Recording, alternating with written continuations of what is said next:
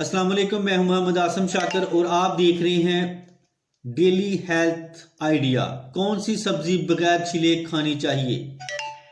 सब्जियों के छिलके में एंटीऑक्सीडेंट्स, फाइबर और दीगर ज़रूरी ग़िज़ा अज्जा वाफर मकदार में पाए जाते हैं।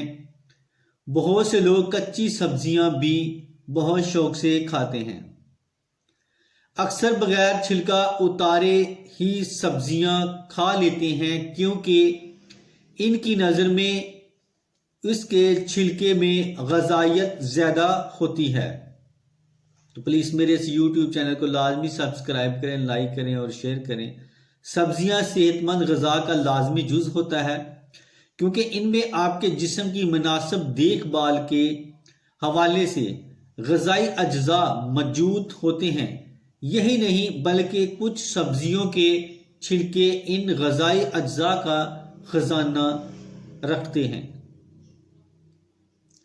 चुनाचे कुछ फलों की तरह आपको सब्जियों के भी छिलके नहीं उतारने चाहिए, वरना आप उनकी ग़िज़ाई फ़वाद से महरूम हो जाएंगे।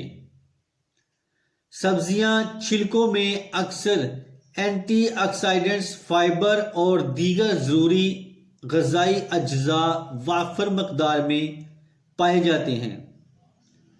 आज आपको इन सब्जियों के बारे में बताते हैं जिन्हें आपको छीलना नहीं चाहिए। बैंगन का छिलका एक ताकतवर एंटीऑक्सीडेंट का बेहतरीन जरिया है